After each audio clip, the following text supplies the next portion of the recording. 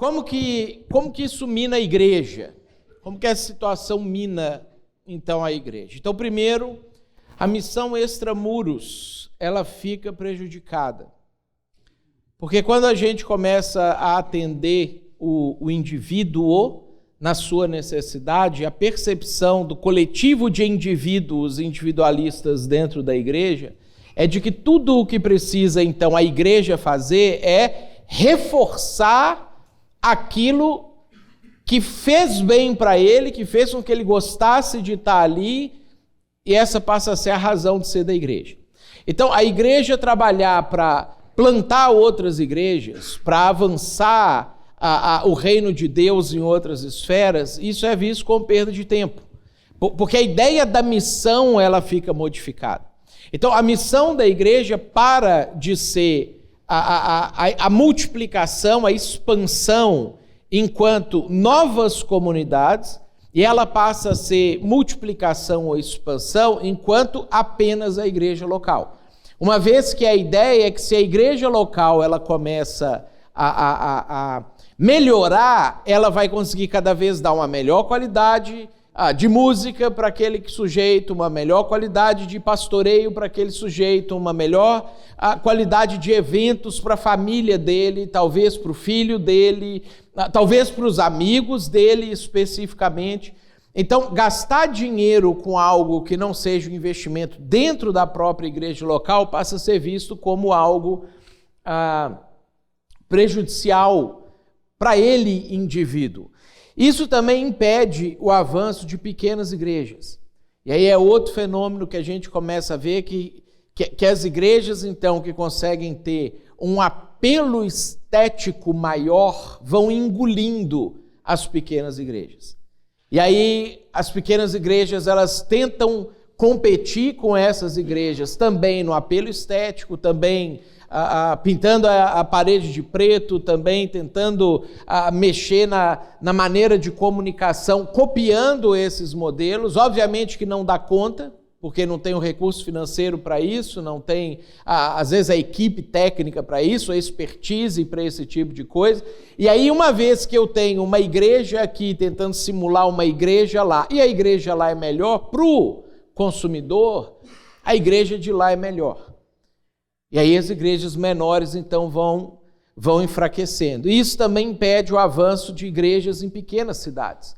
Uma vez que a pessoa da cidade pequena pode ir até uma igreja numa cidade maior, ele pega o carro e aí ele avança ali, anda 30, 40 minutos de onde ele está. A própria pessoa não vê sentido em abrir uma igreja na cidade dele, porque a igreja aberta na cidade dele não vai dar conta de prover para ele isso que essa outra igreja já consegue prover em algum outro lugar. Então, esse tipo de situação também precisa mexer com a gente, pensando sobre como nós vamos fazer para avançar a missão, sendo que eu tenho esse indivíduo lá, o meu primeiro impulso em abrir novas igrejas é de atender esse cara, mas eu não vou ter condição de fazer isso.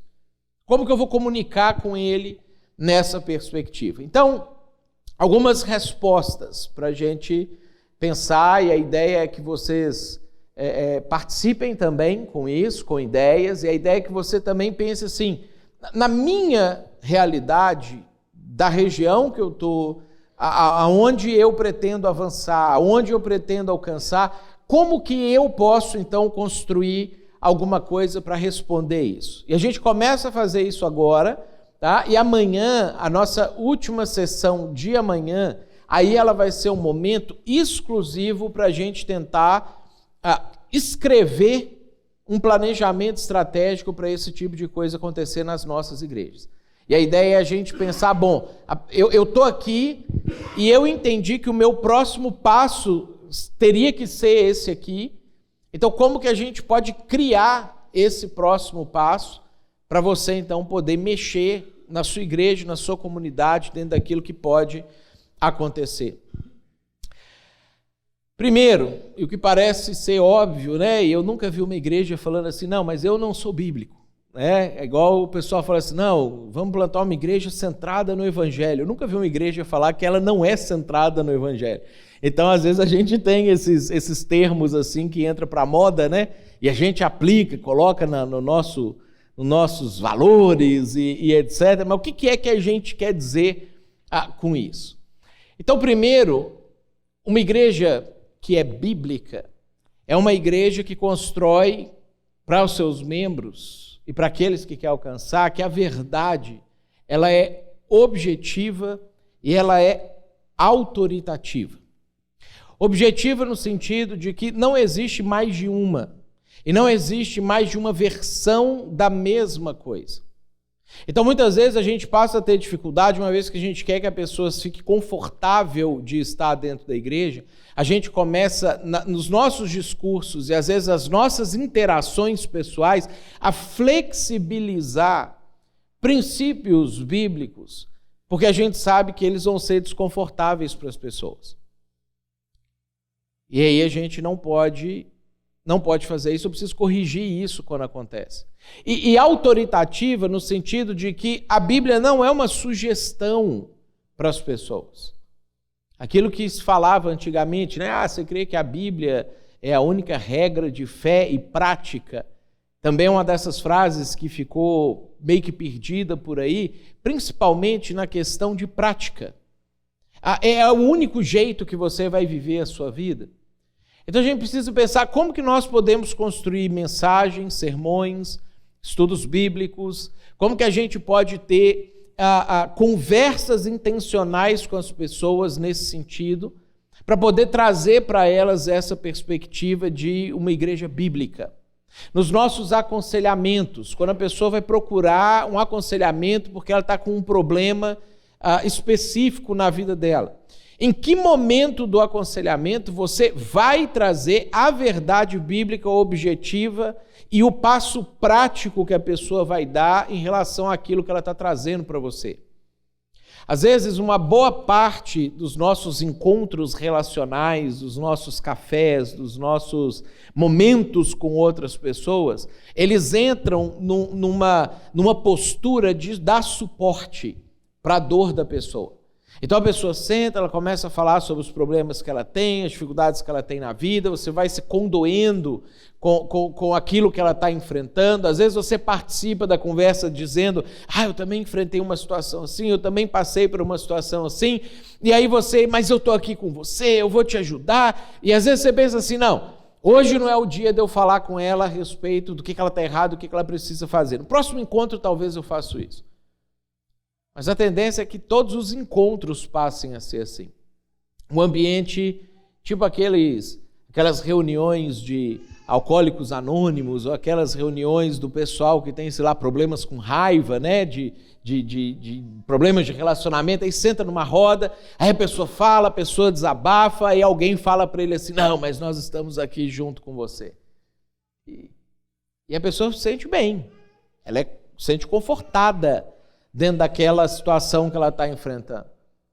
Então, a ideia é que todas as interações que você está tendo, uma vez que você é parte da igreja, e que você vai ensinar as pessoas na sua igreja a ter, uma vez que, como a gente viu hoje na palestra do Pezzini, eles são também vocacionados para esse tipo de coisa, como que eu vou ensinar as pessoas da igreja para que todas as interações que elas tiverem, comece com a escuta, mas termine com o que a Bíblia diz sobre isso, o que você pode fazer amanhã em relação a isso.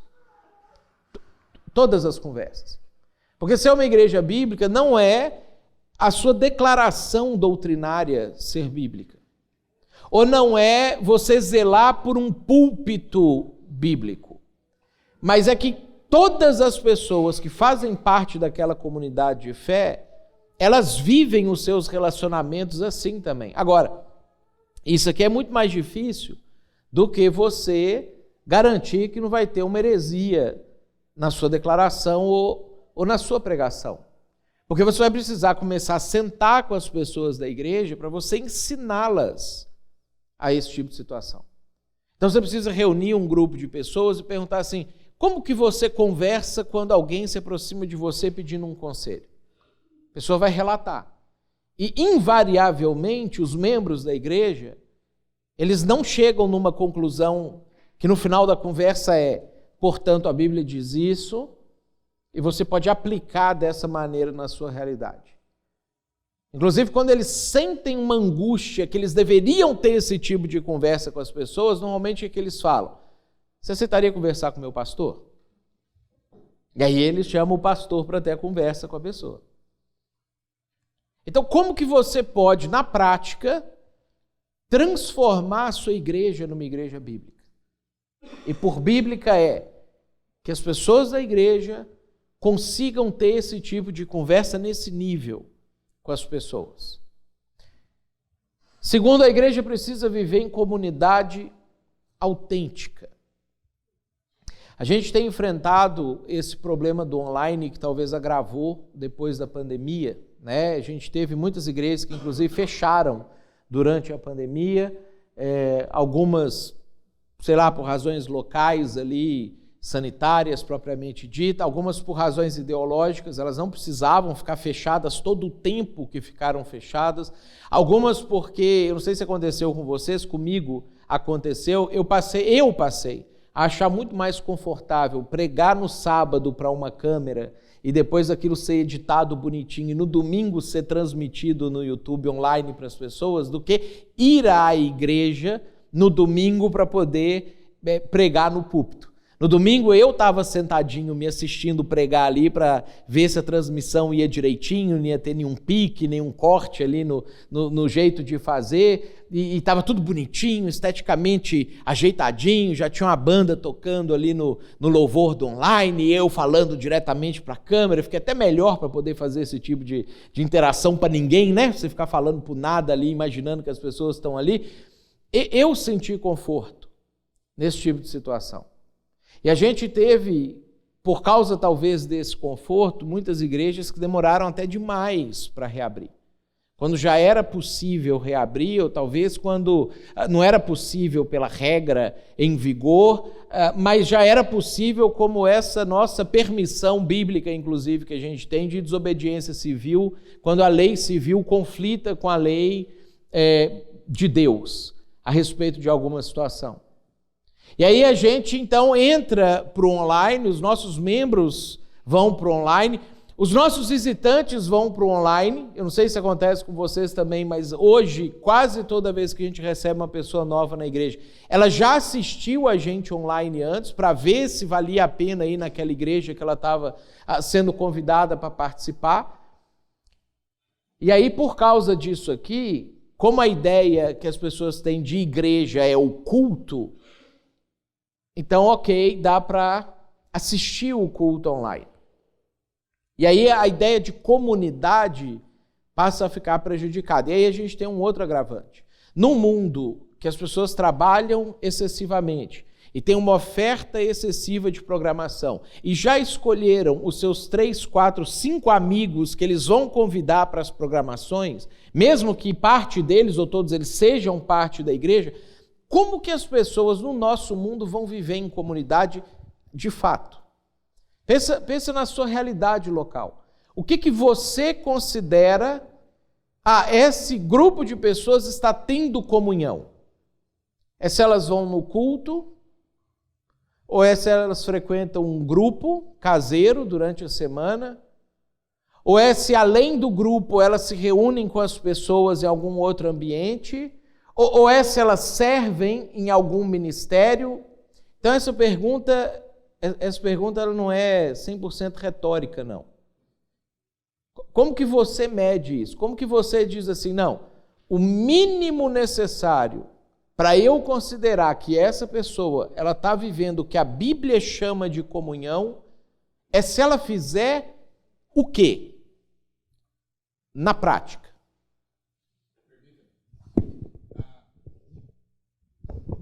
Eu acho que o mundo pós-moderno está mostrando uma coisa que nós não percebemos ainda. A necessidade que as pessoas têm de uma comunidade. Agora, elas têm buscado uma comunidade, não necessariamente a igreja. Vocês já notaram o que tem acontecido? Cavalgada, ciclistas, grupo de ciclistas, corrida. E aí você tem os grupos que estão surgindo por aí, né? Dos gays, lésbicas, etc. Então, tudo isso, eu tenho levantado perguntas porque há uma necessidade das pessoas de viver em comunidade. Só que, como a igreja ainda não percebeu, não está oferecendo esse ambiente aonde elas podem expressar e ser ouvidas, elas estão buscando um outro meio. Então tem um grupo que vai falar, tem um grupo na cidade que ele faz ciclismo, isso é bom para a minha saúde, então eu vou se juntar ao grupo. Né? Mas tem o grupo da cavalgada, então eu junto ao grupo, vou comprar um cavalo e etc, eu vou fazer cavalgada. Percebe-se isso? Isso tudo levanta uma pergunta para nós. Como a igreja pode dar uma resposta a essa necessidade que está acontecendo? Se essas pessoas estão buscando isso, é porque a igreja não está oferecendo.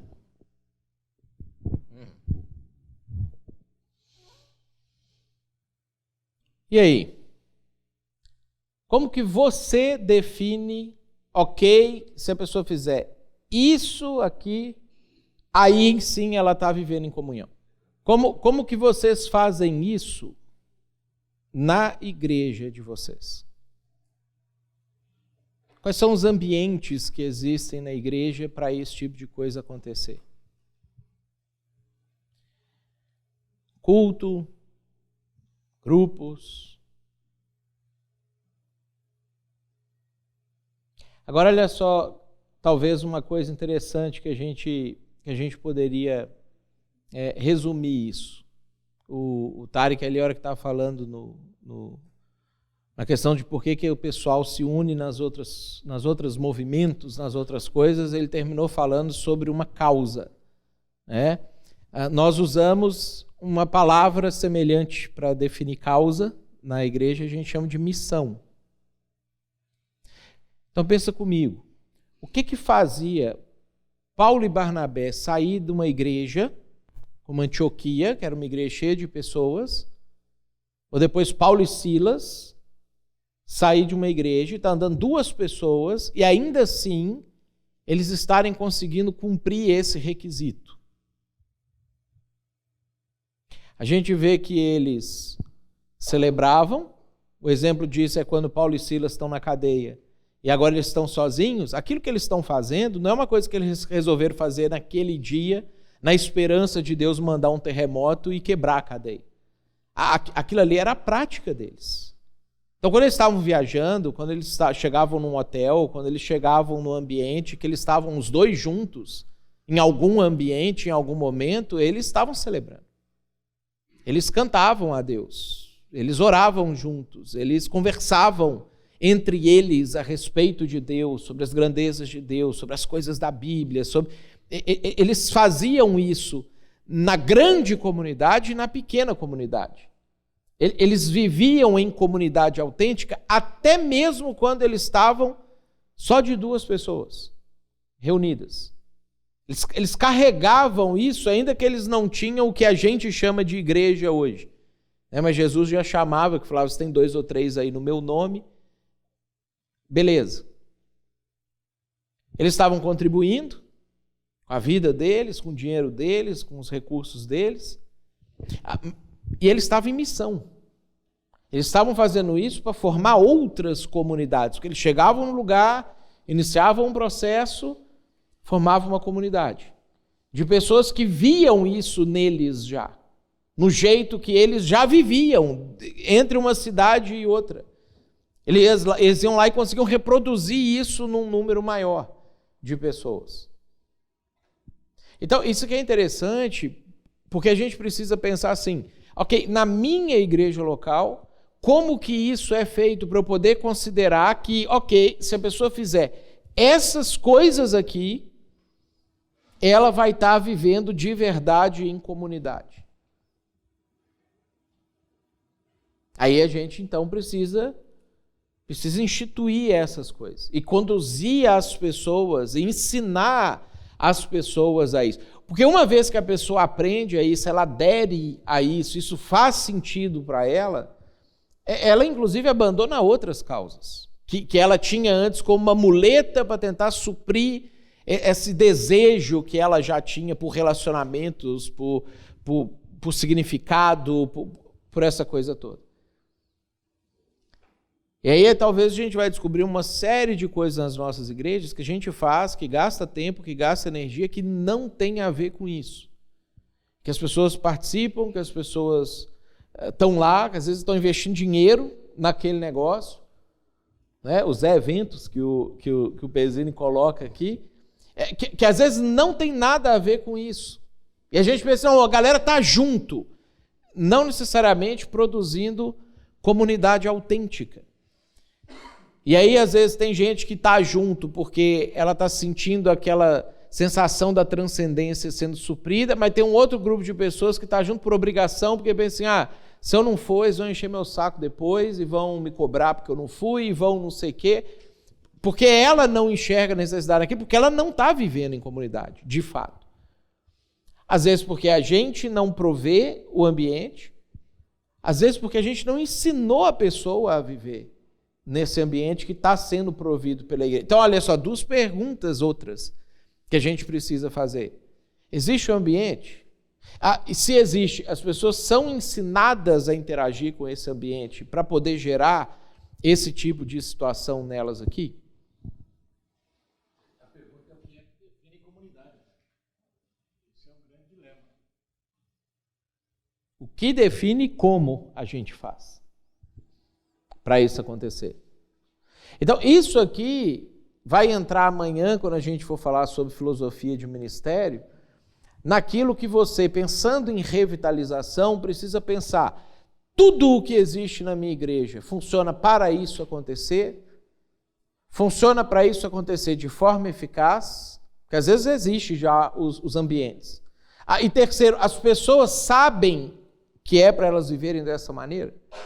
E como elas podem interagir com esse tipo de coisa?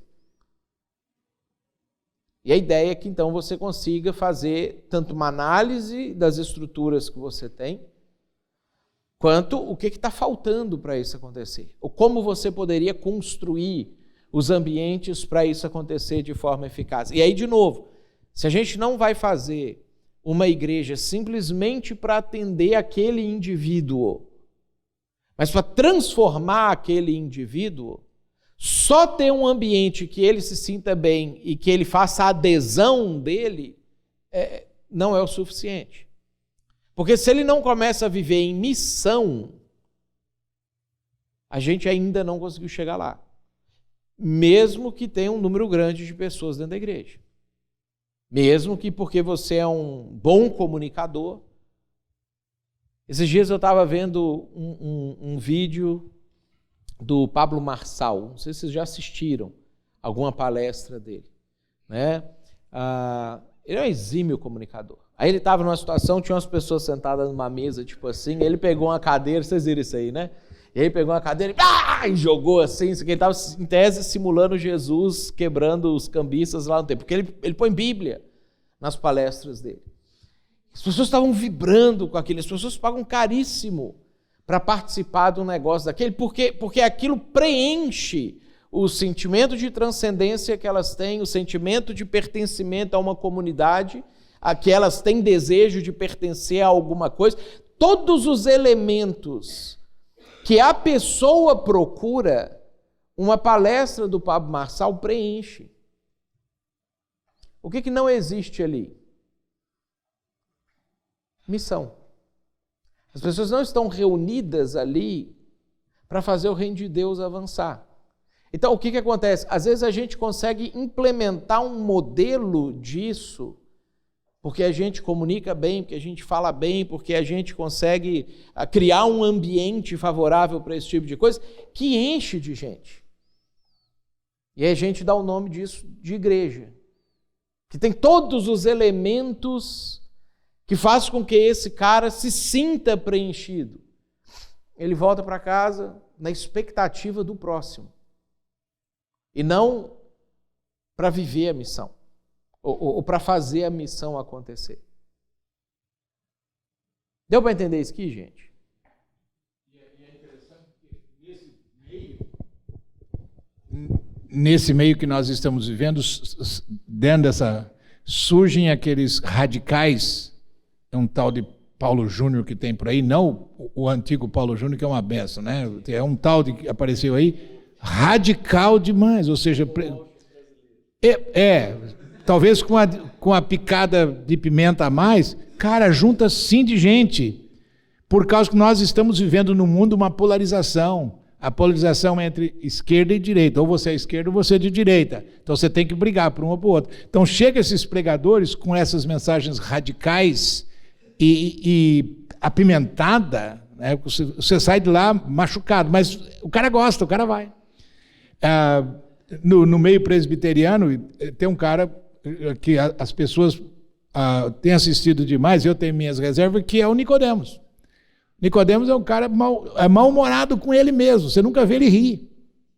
Entendeu? Você vai numa conferência com o Nicodemos, ele está sempre mal-humorado, ninguém consegue chegar perto dele, ele não consegue rir nem de piada. Entendeu? Mas está assim de gente assistindo ele no YouTube. Porque é radical, porque ou se você não fizer isso, você vai para o inferno, né? Aquele negócio. E esse é um fator interessante. Mas o que é que faz diferença numa comunidade é quando você consegue transmitir a missão. A missão é que faz diferença. Não é? Na verdade, você tem que usar um meio para alcançar a sua missão. Esse é o fator interessante.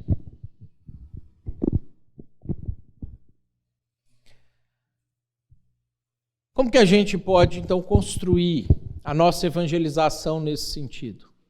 Para a gente poder pensar a respeito de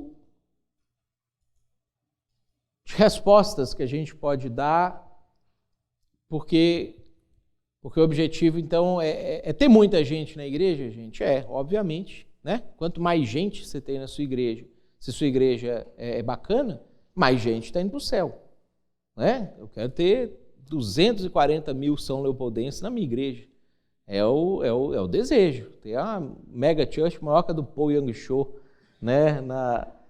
Aqui na cidade de São Leopoldo. Mas o que é que vai diferenciar isso tudo?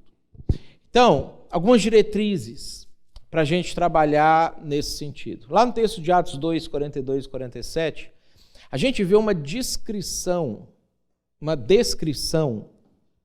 de como viviam aqueles que estavam convertidos ali. E a gente percebe que todos esses elementos que a gente viu que as pessoas continuam precisando, querem, e que a individualização está tentando trazer de um viés diferente à resposta, estavam presentes na vida deles. Você vê que vai falar que eles partiam o pão de casa em casa, que eles frequentavam diariamente o templo. Imagina, hoje a gente quer que a pessoa frequente 35 vezes por ano, para a gente achar que ele é um bom crente. Os caras iam 365 vezes. Né? A gente já está se contentando com 10% do que existia na época dos apóstolos lá.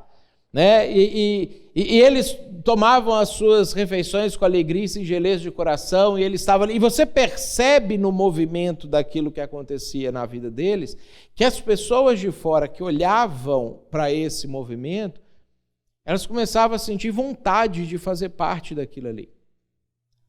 Antes de pela mensagem, pelo jeito que eles já viviam aquela mensagem. E aí diz lá no finalzinho que a missão estava acontecendo. Dia a dia, o Senhor acrescentava aqueles que iam sendo salvos na comunidade cristã de Jerusalém. Pela maneira como eles estavam vivendo esse novo estilo de vida, que não era parte do estilo de vida do judeu regular de Jerusalém.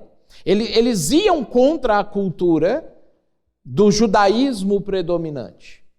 O que às vezes a gente corre o risco de fazer? A gente fica tentando encaixar assim, qual que é a versão mais leve da cultura que a gente pode aceitar dentro da igreja para não chegar a ser pecado, mas para não ser muito diferente da vida que a pessoa já está vivendo no dia a dia dela aí fora. Outro elemento, um estilo de vida encarnacional. Então, quando Jesus está fazendo a oração dele na última ceia, e ele fala com Deus, ele pede para Deus abençoar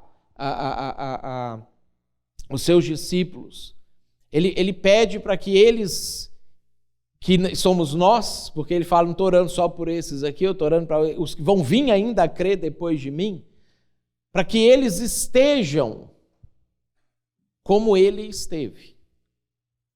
Depois, lá no capítulo 20, ele repete isso para os discípulos de uma outra forma. Ele fala assim, assim como o Pai me enviou, eu envio vocês. E aí no Evangelho de João, isso faz muito sentido, porque o Evangelho de João começa a sua narração com a teologia da encarnação. O verbo que estava com Deus, que era Deus, que tudo que foi feito por intermédio dele, nem sem ele nada do que foi feito se fez carne. E habitou entre nós. E aí a cena, quando o Pezinho estava falando aqui de manhã ali da cena de Jesus lavando os pés dos discípulos ali e tendo aquele momento junto com os discípulos ali do 3 ao 17, etc. Eu estava pensando assim, cara, você imagina um negócio assim, os cara viram Jesus pelado. Olha que coisa esquisita. Olha que coisa esquisita. E aí, e por que Jesus não se sentia humilhado? O Pezinho explicou isso para nós aqui. Mas isso fez parte do processo de encarnar no nosso mundo. Então, para a gente conseguir evangelizar as pessoas, a gente precisa encarnar naquilo que elas estão vivendo hoje. Ou no mundo que elas estão vivendo hoje. Porque eu preciso comunicar algo que transforme ela, mas é a partir de onde ela está. Não é a partir de onde nós estamos. E a maioria das vezes que a gente constrói ministério, a gente constrói o ministério centralizado no púlpito. O ponto alto da semana é a pregação do púlpito. Às vezes a gente vai fazer um trabalho com homens. O ponto alto é a pregação para o grupo de homens, púlpito. Às vezes com jovens, o ponto alto é a pregação, enquanto a gente viu aqui que o púlpito alcança 2%, 3% das pessoas. O que alcança 80% das pessoas? Relacionamentos. Encarnar é relacionar. Deus prega em Êxodo capítulo 20 do púlpito. Se você ler lá o texto do capítulo 19, do capítulo 20 de Êxodo, os 10 mandamentos não foram dados por Deus a Moisés nas tábuas para Moisés levar para o povo os 10 mandamentos. O capítulo 19 diz que Deus colocou a nuvem em cima do Monte Sinai, que o próprio Deus pisou no monte, ele estava fisicamente presente no monte, e do alto do monte ele disse para o povo de Israel, eu sou o Senhor teu Deus que te tirei da terra do Egito, da casa de servidão, por isso não terás outros deuses diante de mim. E ele começa a proclamar os 10 mandamentos. O segundo sermão do monte, Deus está relacionando com as pessoas. Mais próximo do que o primeiro sermão do monte. E Jesus está repetindo os mandamentos. Ele está falando, vocês ouviram o que foi dito no primeiro sermão, não matarás. Vocês ouviram o que foi dito no primeiro sermão, não adulterarás. Mas como que a gente vive isso no nosso dia a dia? Então eu vos digo, relacionando com vocês, eu vos digo, cara, se você está olhando para uma mulher com intenção impura, você está fazendo isso. Por quê? Porque o pessoal ouve o mandamento de Deus num primeiro momento e não relaciona aquilo com a vida deles. Então eles pensam assim, se eu não tiver, usar a linguagem jurídica aqui do direito, conjunção carnal com uma mulher que não seja minha esposa, eu não estou adulterando. E aí no dia a dia, no relacionamento do dia a dia, eles começaram a viver o adultério de todas as outras formas possíveis. Só quando Jesus chega e ele está relacionando com as pessoas, ele fala assim, eu acho que você vai ter, talvez, que arrancar a sua mão direita, cara. Porque ela não para, né? Então tem que arrancar se você não consegue controlar ela. Não para. Mas por que Jesus fala isso? Porque Jesus está encarnado. Ele está vivenciando o dilema das pessoas no nível que as pessoas estão vivendo aquilo ali. Ele está entendendo que o cara escutou lá, não matarás, então assim, ele está fazendo de tudo para não tirar a vida do sujeito. Mas tudo que não é tirar a vida do sujeito, ele faz. E Jesus está convivendo com as pessoas no dia a dia. Então Jesus começa a aplicar a realidade do sermão do Monte Sinai naquele segundo sermão do monte. O que Jesus está fazendo? Ele não criou um púlpito. Ele está relacionando. Teve o púlpito é importante. Mas a gente precisa continuar isso. E o continuar não é fazer amizade. A ideia não é ser legal. A ideia não é estar junto com o pessoal. A ideia é dar seguimento a esse tipo de coisa. Isso é o encarnacional. Aí eu vivo o problema da pessoa, eu entendo o dilema da pessoa. Aí eu consigo comunicar com a pessoa a partir do que ela está vivendo no dia a dia dela. Mas como que eu concluo? A Bíblia diz isso. Eu tenho um passo prático para você agora. Todos os nossos relacionamentos de missão, eles precisam concluir assim. E a gente precisa começar a ensinar o pessoal da igreja a conseguir fazer isso também. A concluir as conversas deles dessa maneira. Por quê? Porque é ali que essas pessoas vão ser alcançadas. Aonde que a pessoa vai ser convencida de que o individualismo e toda a cultura que foi criada em torno do individualismo não é a resposta daquilo que ela está buscando. É a família e os amigos, que estão relacionando com ela, que vão conseguir pegar, às vezes, o conceito que é pregado no púlpito, que ela disse que concorda, e na segunda-feira ela está vivendo uma coisa completamente oposta, achando que ela está vivendo o que foi pregado no domingo no púlpito, e vai conseguir falar assim, não, cara, é justamente nessa sua prática aqui que essa coisa agora precisa se aplicar dessa outra forma aqui. Aí vem a pergunta, o que a gente pode criar nas nossas igrejas que ensinem os membros da nossa igreja a aplicar isso no seu cotidiano, com seus amigos e a sua família? Como que a gente pode capacitar as pessoas para isso? Como que a gente pode dar exemplos práticos para eles entenderem, então é assim que eu tenho que fazer, e eles começarem a fazer, eles terem coragem de tocar nesses assuntos. Porque habitualmente as pessoas têm medo, que elas pensam assim, se eu for um cara assim chato, eu posso acabar perdendo essa amizade minha que talvez é a única das 3 a 5 amizades que eu tenho na minha vida. Então a gente precisa criar estruturas, ambientes para esse tipo de coisa acontecer também. Precisamos de sensibilidade ao Espírito Santo. E às vezes a gente acha que sensibilidade ao Espírito Santo é só quando a gente vê uma manifestação diferente, estranha acontecendo. Mas isso a gente vai ver lá em Atos capítulo 8, o texto que o Pezino já citou aqui hoje, com Filipe. Filipe, que ele chega lá para o eunuco, e ele começa a pregar para o eunuco, e o eunuco fala assim, puxa, eu entendi isso aqui, eu quero ser batizado, o que eu preciso para isso acontecer? Filipe entende que existe uma ação do Espírito Santo em andamento ali na vida do eunuco. Pedro chega lá em Atos capítulo 10 para falar com Cornélio, um gentio, e ele só batiza o Cornélio porque o Cornélio começa a falar em língua. Porque a hora que ele chega na casa do Cornélio, ao invés de ele falar, oi, tudo bom, como é que você está? A primeira coisa que ele fala é, você sabe que eu não devia estar aqui, né? Vem obrigado. Né? Não me toque. Você sabe que eu não devia estar aqui. Ele começa a pregar, aí o Espírito Santo cai ali sobre Cornélio, e aí então Pedro fala, puxa vida, agora eu não tenho como não batizar esse cara. A fala dele é essa ali. Aliás, ele nem começa a pregar, ele começa com blá, e o Espírito Santo fala assim, esse cara está enrolando. Deixa eu fazer logo aqui o negócio, né, para andar logo de uma vez assim.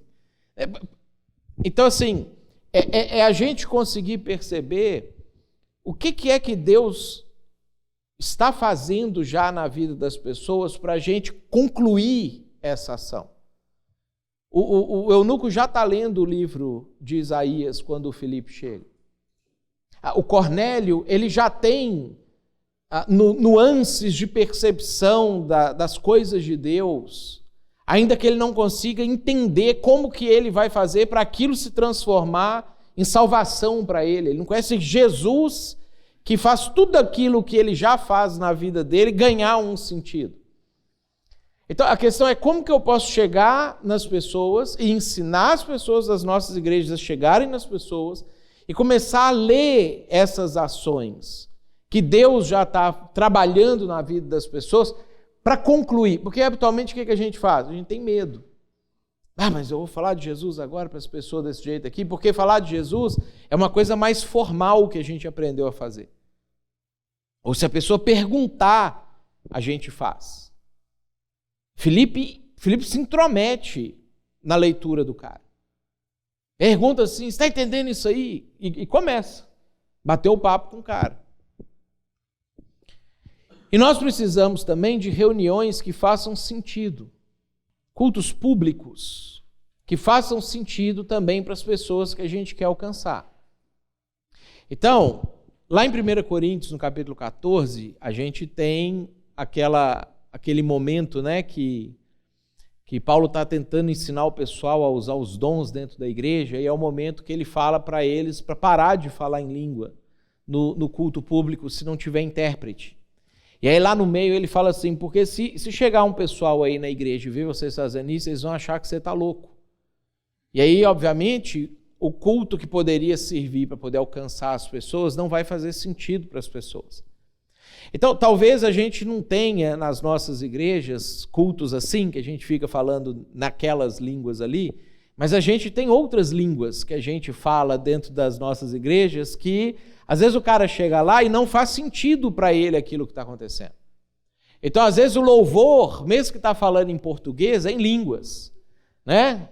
Fumaça me esconde, só teus olhos me veem. O cara entra lá e pensa assim, será que aqui pode dar um... Né? Fumaça, que fumaça é essa que está escondendo? Foi assim que plantaram uma igreja com a fumaça escondendo, né? Ele é o leão da tribo de Judá. Que Deus bacana que eles adoram aqui. Será que é da tribo de Já também? Então eles conectaram. Esses dias eu estava ouvindo uma música, que a música ela é bonita, ela é bíblica, mas se você escutar ela da perspectiva de um não cristão, principalmente no contexto espírita que a gente vive hoje, ela parece uma música espírita, que é aquela música do Emaús. Não sei quantos de vocês já ouviram ela. Né? Depois vocês colocam no YouTube lá. A música, para quem já é crente, obviamente identifica que é Jesus com os discípulos de Emaús, que estava lá, que chegou e que partiu o pão, que sumiu e etc. Mas se você escutar essa música pensando, se eu não conhecesse essa história, parece que eles estão na sessão espírita, na música.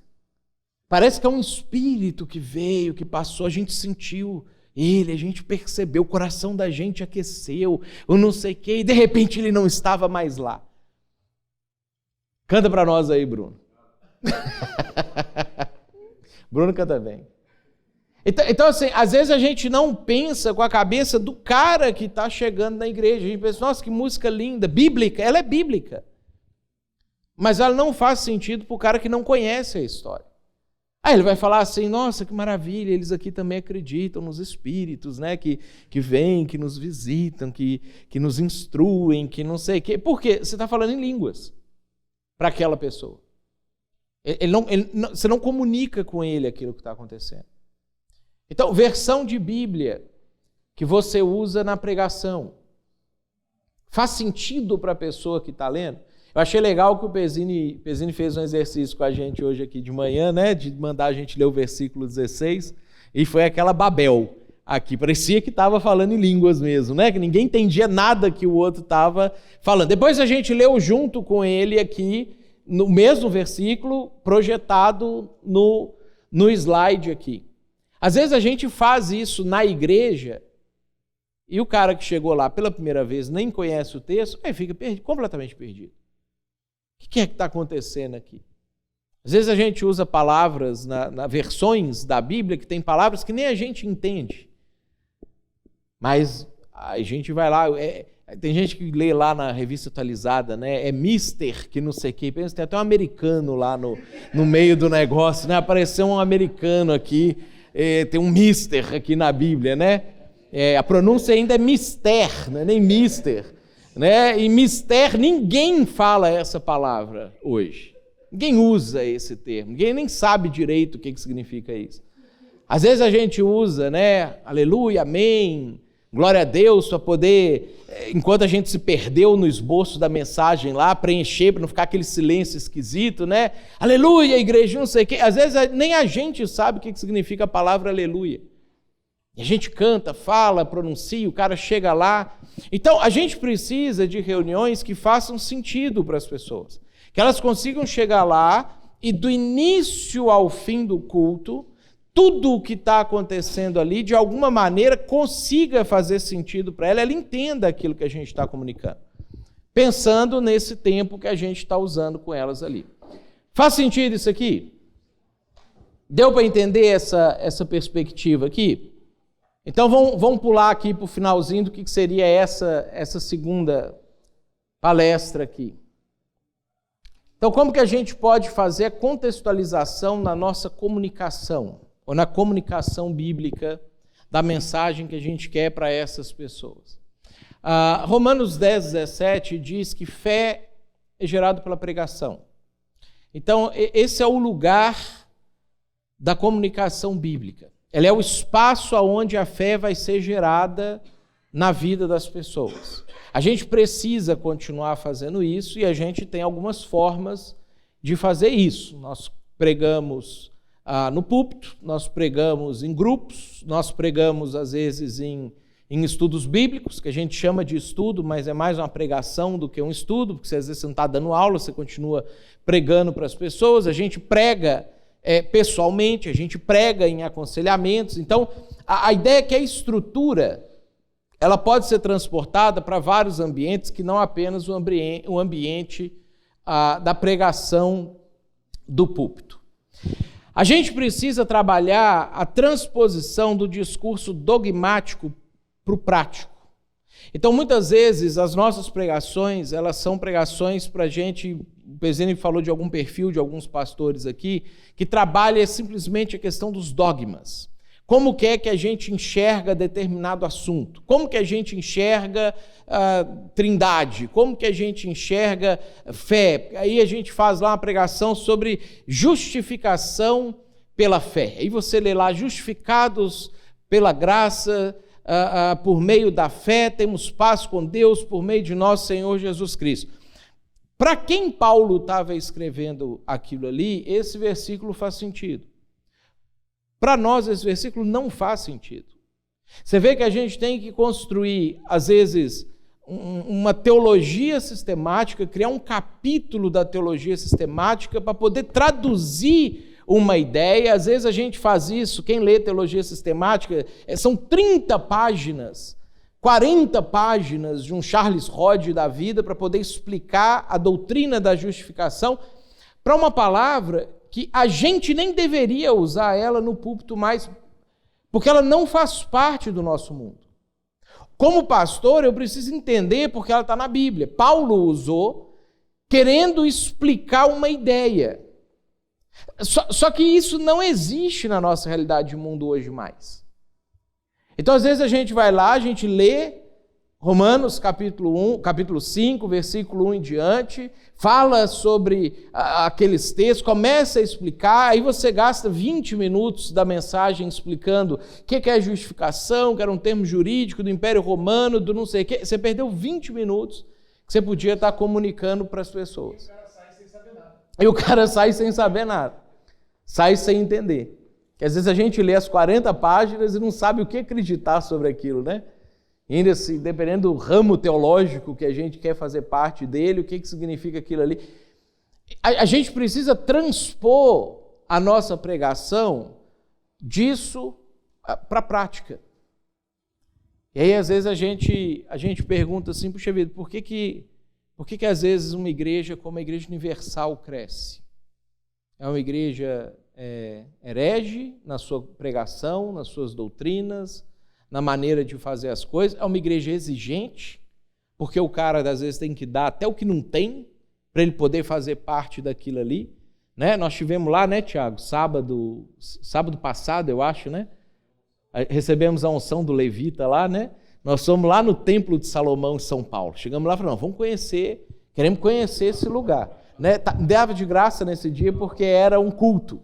E era o culto dos homens que estava lá. Um espaço para 9.500 pessoas sentadas. Devia ter umas 2.000 pessoas lá, parecia que estava vazio, né? O lugar. Um culto de homens de sábado. A gente entrou, aí tinha que descer pelo estacionamento, e aí chegava lá, você tinha que entregar o seu celular. Vinha uma moça, te entregava uma senha, recolhia e colocava o celular num armário, tipo esses armários de academia. Você não pode levar o celular lá para dentro. Aí nós subimos as escadas, um monte de mensagens, entra aqui com reverência, não sei o quê, não sei o quê.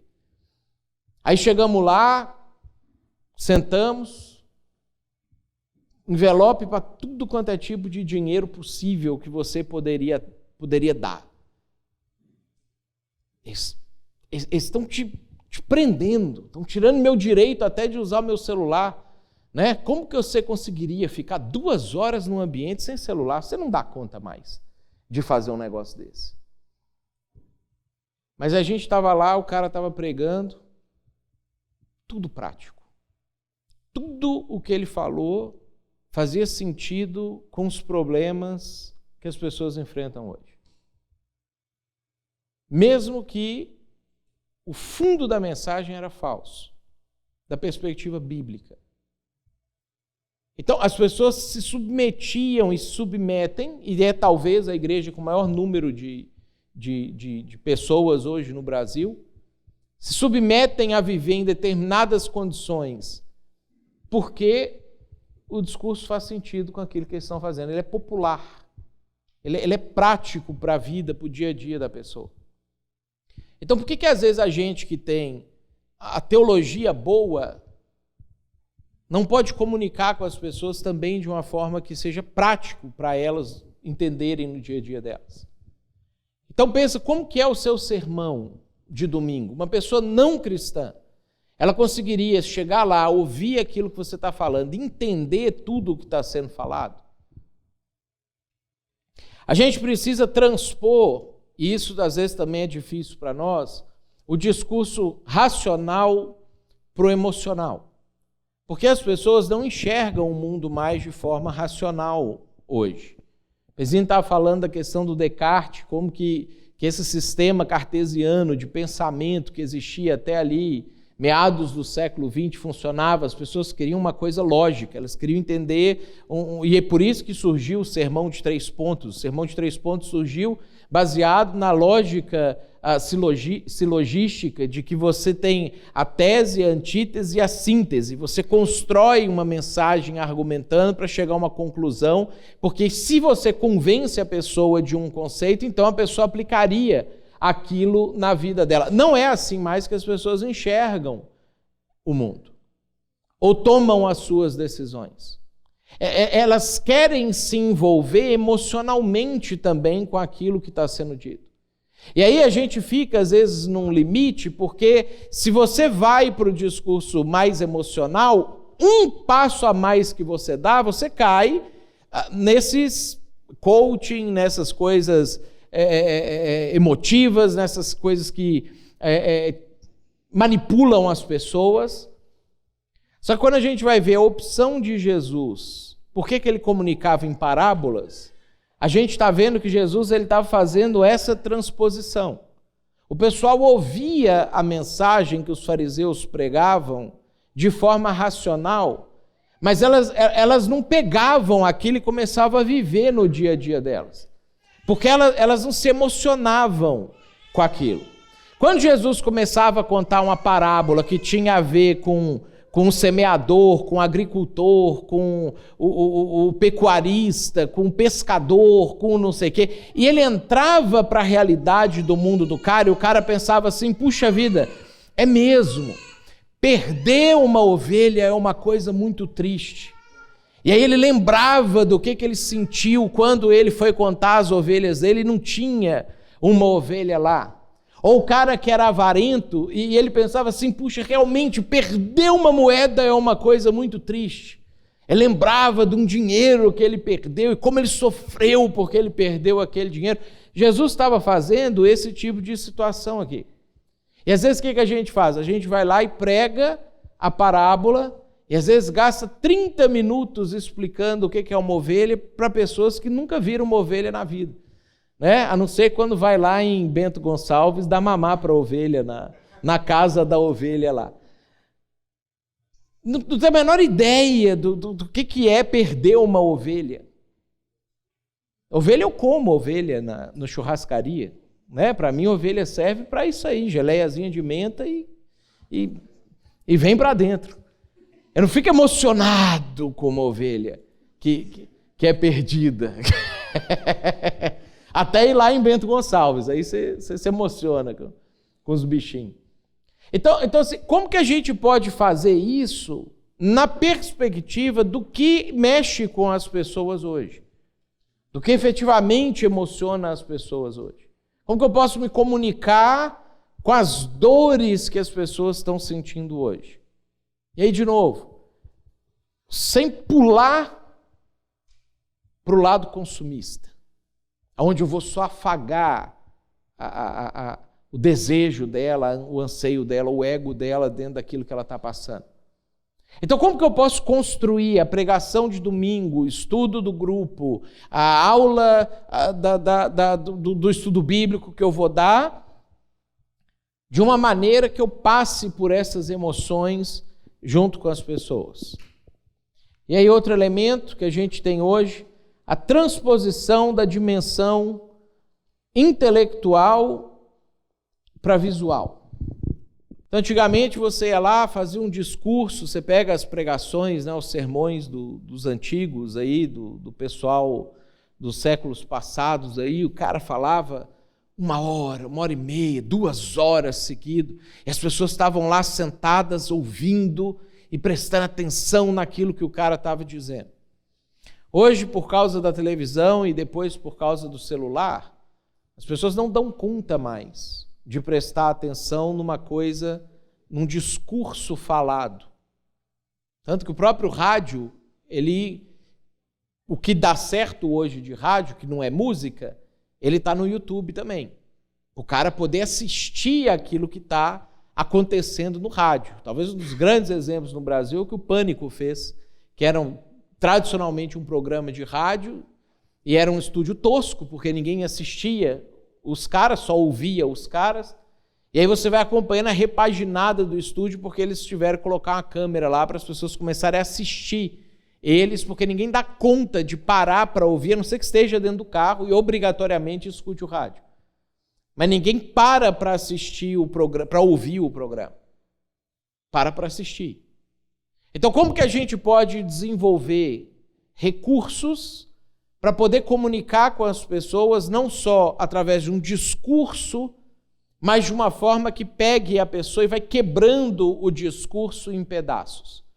Então, a galera que estuda essa coisa de comportamento humano diz que as pessoas hoje dão conta de prestar atenção no máximo 7 minutos num discurso.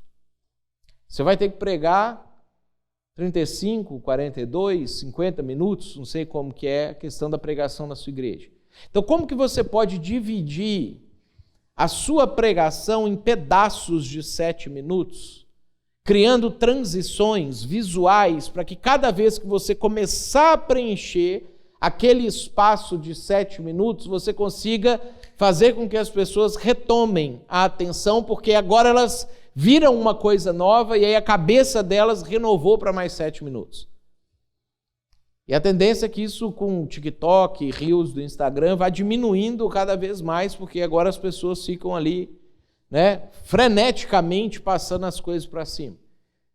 Então, como que a gente pode criar o visual para poder alcançar o intelectual das pessoas, para que a gente consiga entrar na mente das pessoas. E a gente tem um outro fator em relação a essa situação. Não sei quantos de vocês viram no ano passado que eles fizeram uma pesquisa, saiu na revista Galileu, saiu na BBC também, que essa é a primeira geração que o QI é inferior à geração anterior.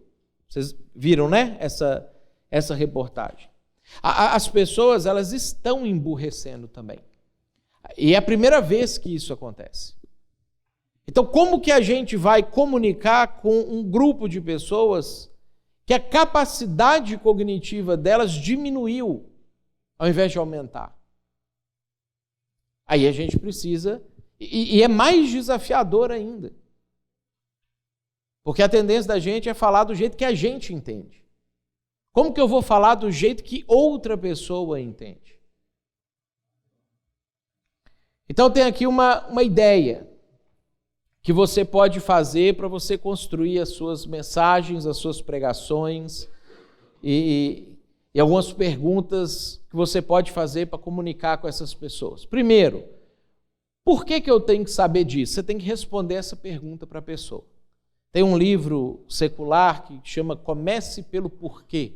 É um livro que, bem simplesinho assim, de uma leitura básica, mas ele é interessante e ele pode te ajudar também nessa questão. Você precisa saber que antes de você começar a falar com as pessoas, para você prender a atenção delas, você precisa explicar para elas por que vale a pena ela prestar atenção naquilo que você vai falar. Então, a maioria das pregações que a gente assiste, e talvez que a gente aprendeu a fazer, a gente começava com o texto bíblico. Então você abria, falava com as pessoas e falava assim, vamos abrir nossas Bíblias no livro tal, no versículo tal. Aí você lia o texto bíblico com as pessoas e as pessoas prestavam atenção porque elas estavam ali com o objetivo de aprender. Hoje, a pessoa senta ali e ela está pensando assim, por que será que ele está falando isso? Ela não está prestando atenção no que você está lendo. Ela não está prestando atenção na informação que você está dando, porque ela parte do pressuposto que a informação é irrelevante. Às vezes nem de forma consciente ela faz isso. Então, ao invés de você iniciar a sua pregação com o texto bíblico, começa explicando para ela por que ela tem que prestar atenção naquilo ali. Então, existem algumas formas que você pode fazer para criar essa tensão na pessoa dela querer ouvir o texto bíblico que vai ser lido em seguida. Você pode começar, às vezes, com uma história pessoal. Então, se a história não for bobinha, né, você tem que cuidar para ser uma história interessante também. Nem sempre o que é interessante para você é interessante para os outros. Né? Às vezes eu vejo o pregador, às vezes, começando a contar uma história pessoal da vida dele, de um troço lá que ele achou fantástico, que as pessoas ficam assim,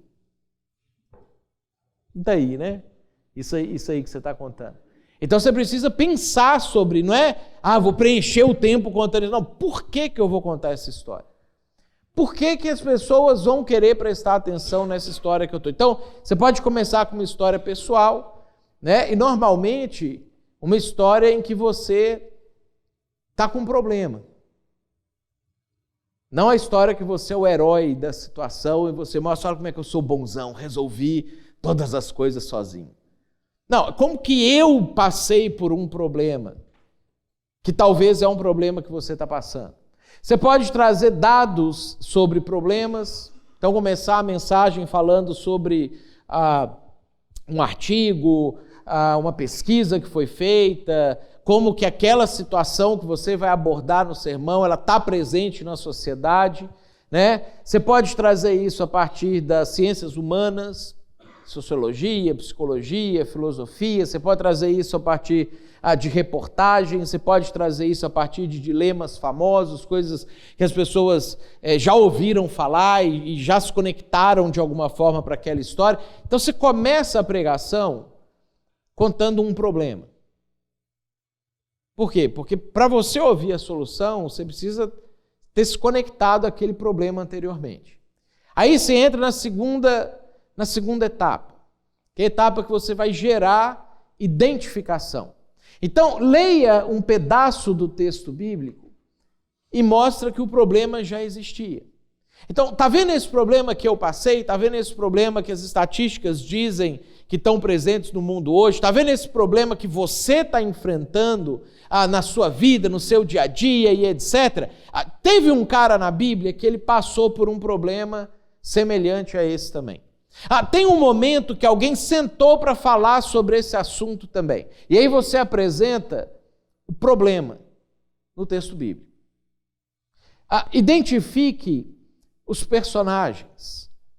Então não pressuponha que a pessoa sabe quem é Paulo, sabe quem é Jonas, sabe quem é Sansão, saiba quem é Moisés. Eu estou com uma série, pregando uma série de mensagens lá na igreja agora sobre a vida de José, e todas as vezes que eu começo a pregação, como eu sei que sempre tem visitante novo ali na igreja, eu explico para eles, esse aqui não é o José, pai de Jesus, esse aqui é um José que viveu 2000 anos antes do pai de Jesus, é o primeiro José famoso, porque todas as pessoas que não são cristãs e pensam em José, pensam no José, pai de Jesus.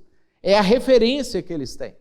E aí eles começam a fazer a conexão de tudo aquilo que eu estou falando e ficam pensando assim, mas como que no final das contas Jesus apareceu nessa história aqui? Cadê o casamento com Maria, né, que não aconteceu? Então, identifique os personagens, não pressuponha que a pessoa sabe de quem que você está falando. E mostre os dilemas nos textos doutrinários ou de sabedoria.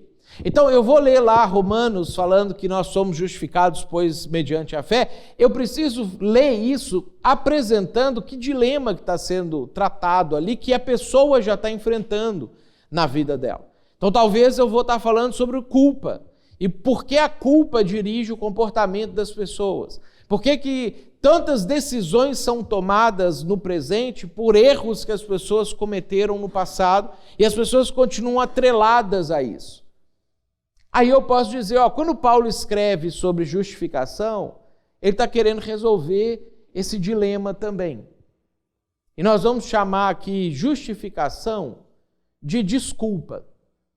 Então, como você pode ser desculpado daquilo que você se sente culpado?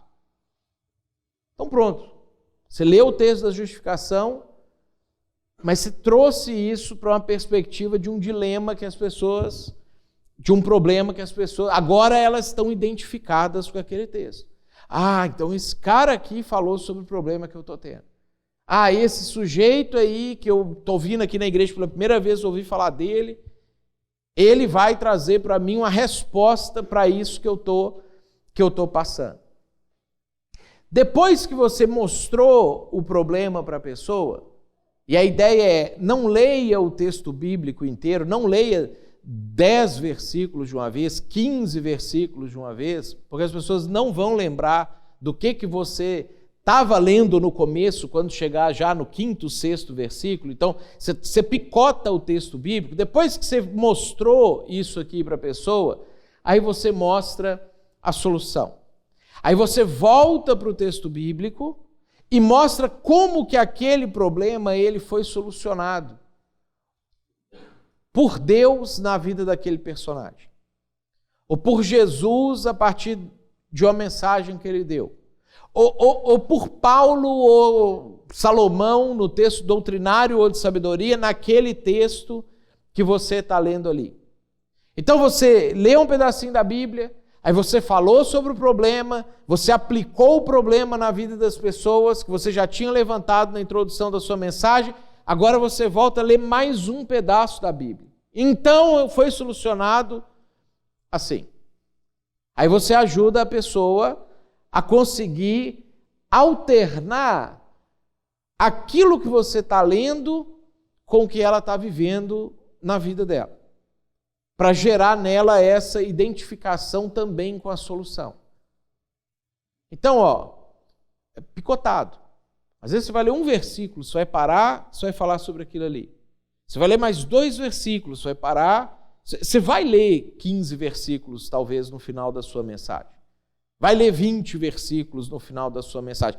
Mas você vai lendo o texto, à medida que você está interagindo com aquele texto. Para você não correr o risco também de ler 2 versículos ali no começo da mensagem e ficar falando só coisas da sua cabeça, palavras de ordem, frases de efeito e coisas que já não tem mais nada a ver com o texto bíblico que você leu. Ou iniciar a sua mensagem falando suas ideias, palavras de ordem, ler uns 2 versículos ali para fingir que é bíblico o que você está dizendo, e aí depois você voltar a falar aquilo que você pensa, e não sei o quê, e motivar, e alegrar. Não, a ideia é que tem que ser bíblica a mensagem. Só que de uma forma que a Bíblia vá fazendo sentido à medida que você está apresentando para as pessoas.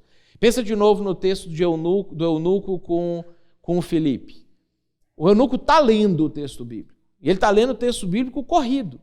Está lendo Isaías 53 inteiro. E não faz sentido para ele aquilo que está sendo lido para ele.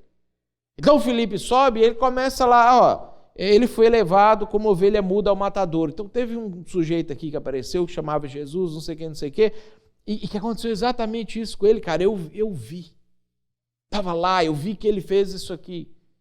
Ao Senhor agradou moê-lo. Deixa eu te explicar isso aqui, porque lá atrás, quando Adão pecou e trouxe o pecado para o mundo, o pecado passou para todas as pessoas, então agora a gente se separou de Deus e não sei o quê, isso gera um sentimento em Deus que é um sentimento de ira. Então esse sentimento foi aplacado aqui nessa situação. Vamos continuar lendo. Filipe estava ali, fazendo ele entender aquilo que estava sendo lido naquele momento. Ao invés de reler o texto inteiro para o cara ali. E por último, aplicação. O que eu tenho que fazer? Então você precisa criar passos práticos para a pessoa poder aplicar.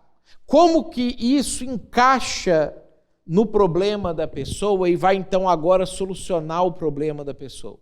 Então eu saio aqui do culto agora e eu faço o quê? Ou eu chego amanhã no meu trabalho e faço o quê? Ou eu chego lá em casa agora e eu faço o quê com a minha família? Ou com as pessoas que eu estou lá? Porque antigamente a ideia era que se você passasse a informação para a pessoa fazia a sua própria aplicação. Então isso não acontece. Ou quando acontece, às vezes acontece de maneira torta. A pessoa ela mescla a informação que você deu com outras informações que ela já tinha e cria a própria aplicação daquela mensagem. Você não pode deixar isso acontecer. Então você vai dar para a pessoa o próximo passo a tomar. E quando você quer fazer com que isso seja parte da missão de vida da pessoa, como que você pode comunicar tudo isso aqui de uma maneira que, se aquilo não é realidade para a vida da pessoa, porque às vezes você está pregando uma coisa e tem pessoas na sua igreja lá que não estão com aquele problema. Então, como que você pode pregar de uma forma que, enquanto ela está te ouvindo, ela está pensando assim, puxa vida, que boa ideia para eu chegar amanhã naquela pessoa que eu conheço que está com esse problema e abordar esse assunto com ela. Então, você tem que fazer de uma forma que seja também reproduzível pelas pessoas da sua igreja que estão engajadas na missão, que estão envolvidas com aquilo que está acontecendo. E aí, então, elas agora sabem como puxar assunto, como ter a conversa, como reproduzir aquela mensagem. Tranquilo isso aqui, gente?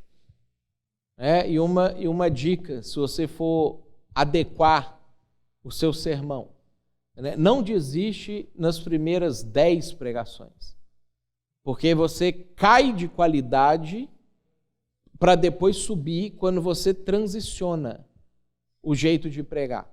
Porque você vai sair do automático, você vai sair do jeito que você já estava habituado a fazer, e aí isso vai gerar em você algumas pausas a mais que você já não dava mais, vai gerar em você algumas obstáculos a mais que você não estava acostumado a dar, vai gerar em você dificuldade na preparação do sermão.